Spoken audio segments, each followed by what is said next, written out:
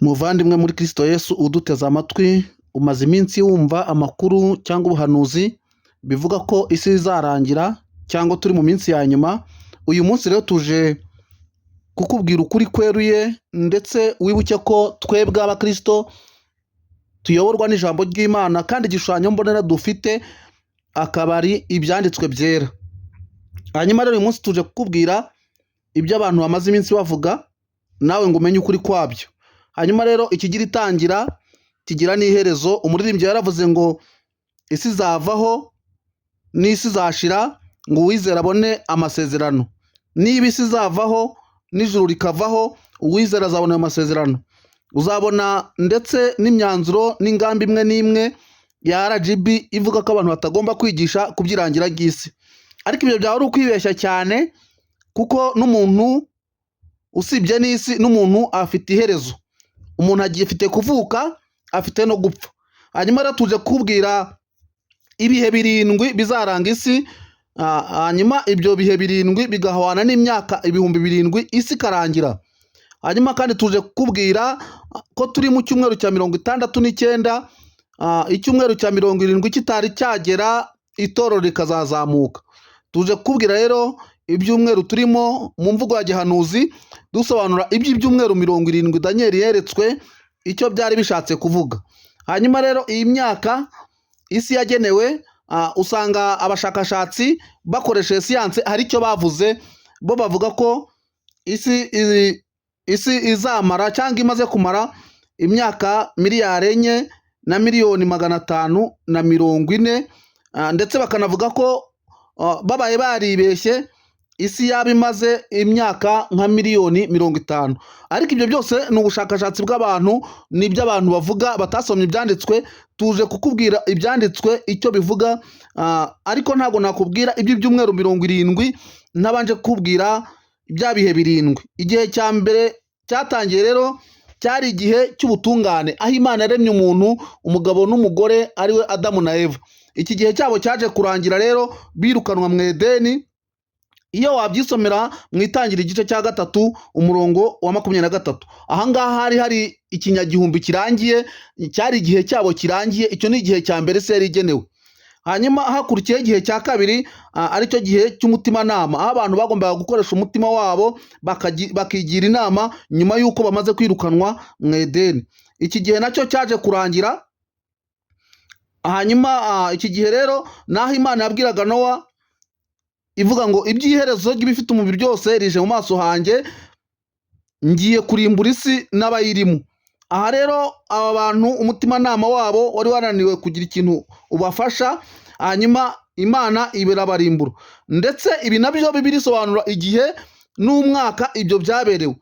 Iyo usomye rero Itangira igice cya 6 umurongo wa 13, niho Imana yabwiraga Nowa ko abantu bakabije kuba babi cyane, ndetse igiye kubarimbura. Iyo usomye Itangiriro igice cya 7 umurongo wa 11, hatubwira ukuntu mu mwaka wa 600 mu kwezi kwaho kwa kabiri, ku munsi wa 17 ariho Nowa yinjiye mu nkuge. Niba Bibiliya igenda ipreseza ikavuga umwaka n'amatariki, bigaragara ko ibyo bintu byose byagiye biba kandi bifite imyaka byagiye biberaho.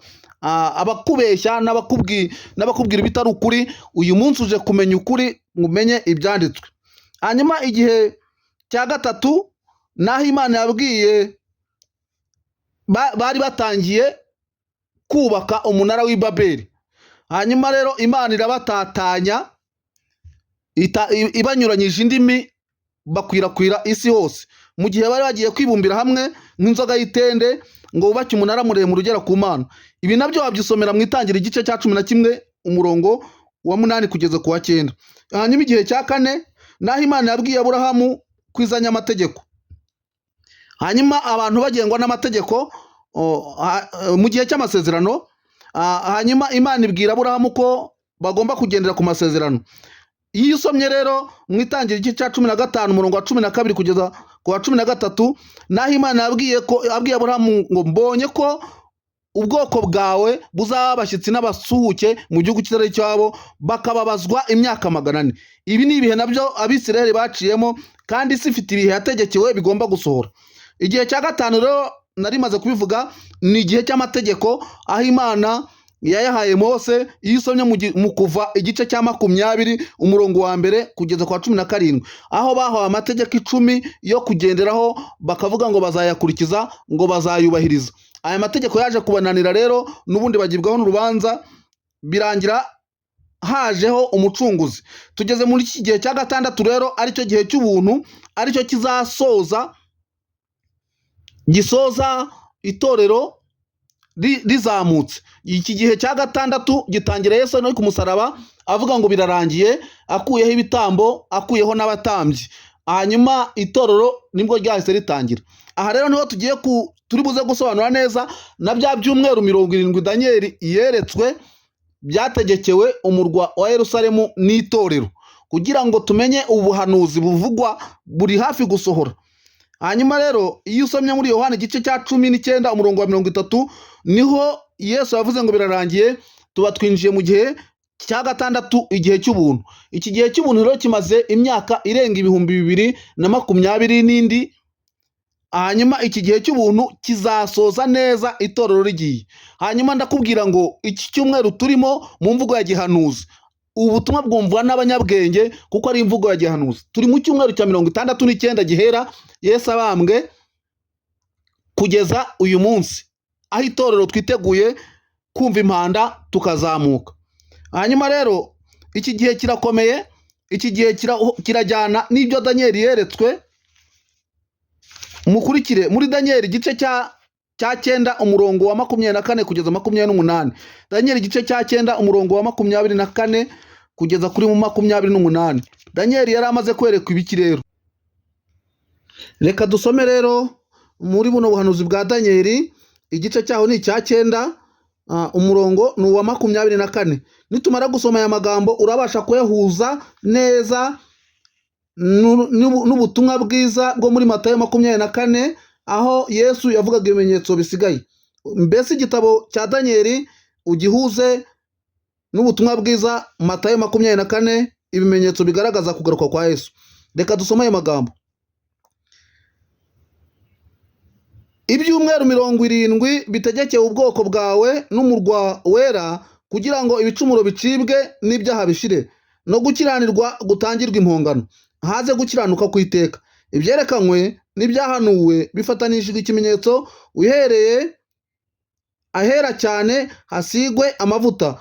Nuko ubimenye ubyitegereze, yuko uhereye igihe bazategekera kubaka i Yerusalemu bayisana kugeza kuri Mesiya umutware, hazabaho ibyumweru 7, maze yabaho ibindi byumweru 62 bahubake, basubize imiharuro n'impavu, ndetse bizakorwa mu bihe biruhije.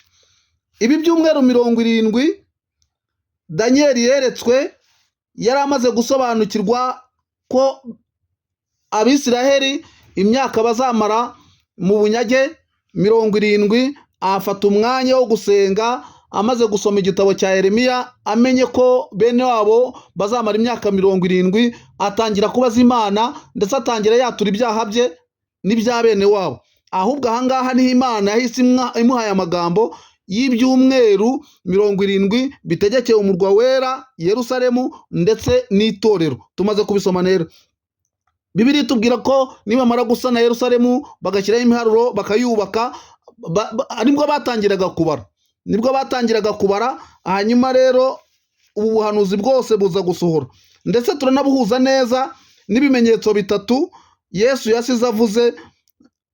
Hanyuma ibimenyetso 3 bisigaye turi bubonemo ikimenyetso kimwe cyarangije gusohora, ndetse ari kimwe cyo gutahuka kw'Abisiraheli, ndetse aho Yesu avuga ngo nimubona umutini utowe urabije muzamenye ko igihe cyegereje. Byari itahuka ry'Abisiraheli basubira mu gihugu cy'iwabo, byabaye mu mwaka w'1946. Muri make ikimenyetso cya mbere cyo kurabya k'umutini cyarangije gusohora. Ikimenyetso cya kabiri, Yesu yaravuze ngo ubutumwa bwiza buzigishwa amahanga yose. Ubu butumwa turimo turavuga ku mbuga nkoranyambaga, turimo turabwira isi buzenguruka. Iki nacyo ni ikimenyetso kigaragaza ko Yesu agiye kugaruka, turi mu minsi ya nyuma. Hanyuma ikimenyetso cya gatatu ni uguhorwa izina rya Yesu. Yesu yahise ababwira ngo bazabahora izina ryanjye. Ibi byaje kuba itorero ryararenganyijwe. ibi bimenyetso byose byarangije gusohora, icyari gisigaye ni ubutumwa bwiza, ndetse hari n'ababihuza n'uko Abisiraheli bazongera gutamba ibitambo ndetse bakagarura abatambyi bakubaka urusengero rwa Yerusalemu. Urusengero rwa Yerusalemu nirumara kubakwa ntago ruzubakwa itorero rikiri mu isi, nimubona rwubatswe muzitegure ko itorero ryagiye, ndetse ntabwo igitambo kizatangwa muri urwo rusengero itorero rigihari. Ibi ni ibintu turimo kubwira abantu, turi mu bihe bikomeye, turi mu bihe bigoye, turi mu minsi ya nyuma nk'uko mubivuga cyangwa nk'uko mwabyumvise, ariko iminsi ya nyuma ifite igisobanuro. Inshuti y'umusaraba, umuntu uzakubwira ngo ntibazabwira abantu ko isi izarangira, isi izarangira. Nigeze mbabwira ngo umuntu agira iminsi yagenewe, ubundi umuntu afite iminsi itatu: umunsi wo gupfa, umunsi wo kuvuka, ndetse n'umunsi wa gatatu. Ni Bibiliya ivuga ngo dore umunsi wawe ni uyu nguyu. Uyu munsi rero nawe uyu munsi urawubonye. Iyi minsi itatu nta muntu ujya uyirenza. Uyu munsi ubwo ubyumvise nawe wagira ikintu ukora, uyu munsi ubwo ubyumvise wagira ikintu umenya ku byirangira ry'isi n'umusozo. Ikigira itangira rero kigira n'iherezo. Nshuti mwene data, reka nkubwire ngo ibi ntabwo byoroshye. Hanyuma rero mu mvugo ya gihanuzi, iyo usomye muri Daniel igice cya 12 umurongo wa 11, bivuga ko hazabaho iminsi 1290, hanyuma hakazaba n'indi minsi 1335, ariho Bibiliya yavuze ngo ubisoma byitondere, ngo aha niho ubwenge buri. Ni iminsi izabaho y'akarengane, ni iminsi yari yaragenwe muri ya minsi, muri kiriya cyumweru cya 70, ariko iyi minsi iranagabanywa kubera intore z'Imana, ariko itorero rizaba ryagiye. Hanyuma hari n'abantu babihuza umubabaro n'akarengane bakabihuza. Umubabaro ukomeye uzaba mu minsi imperuka uranditse, uzaba itorero ritakiri mu isi. Ni umubabaro uzatezwa na Antikristo amaze kwihishura, kuko Bibiliya ivuga ko amayobera n'awa mugore me yatangiye gukora, ariko atazahishurwa uyabuza agihari. Ubuza guhishurwa kwa Antikristo ni itorero.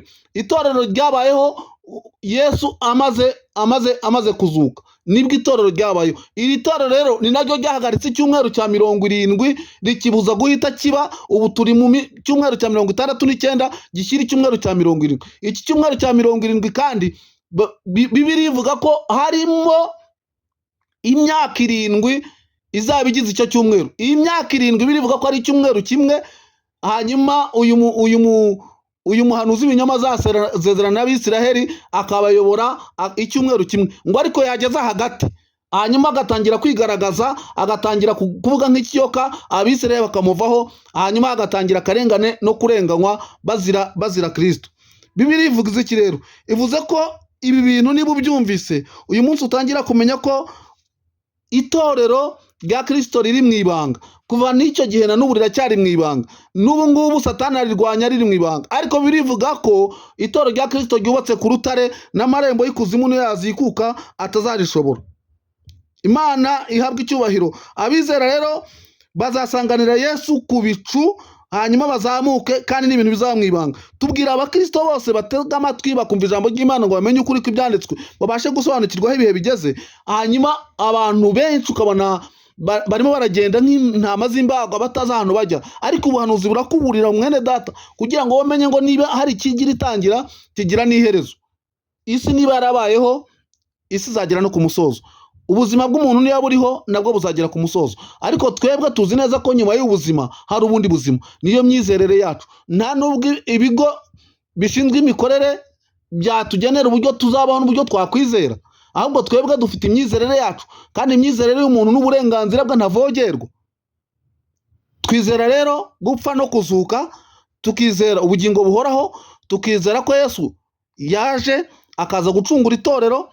Abamwizeye bose bakamwemera batajyaga, yabahaye ubushobozi bwo kwitwa kuba abana b'Imana, kandi tukaba tuzi neza ko azatwara itorero. Nyuma yo gutwara itorero hakazabaho kugaruka kwima ingoma y'imyaka 1000. Ibyo niko tubyemera. Nyuma y'imyaka 1000 tuzi neza ko tuzabaho mu isi yabaye paradizo, ijuru ryavuyeho n'isi yavuyeho, hanyuma tukaba mu rurembo rwera ari rwo Yerusalemu izamanuka mu ijuru ivuye ku Mana, tukabana n'Imana tugaturana nayo. Hanyuma bakoze ibyaha bose kuva bapfa, kuva isi yatangira kugeza ku mpero, bakazukira gukorwa n'isoni, abandi bakazukira ibyiza.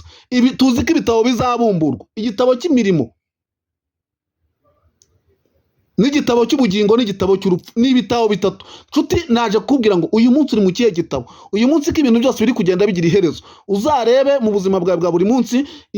Njye mbona amasaha asa n'ayiruka cyane, mbona n'iminsi isa n'iyiruka cyane, mbona n'imyaka itagihagaze, kubera ko turi mu minsi ya nyuma, turi mu minsi ikomeye. Hanyuma ya myaka 7,000 niyo yagenwe. Ibyo bakubeshye ngo isi zabaho imyaka magana n'amagana, barakubeshya. Ibyo si ukuri. Ukuri kw'ibyanditswe byera kudusobanura ibihe 7 isi izagenda icamo n'igihe turimo. Iki gihe cya gatandatu turimo cy'ubuntu ni igihe cyo kwizera wowe n'umutima wawe, ugahamya, ugakizwa. Mwakira amagambo y'Imana.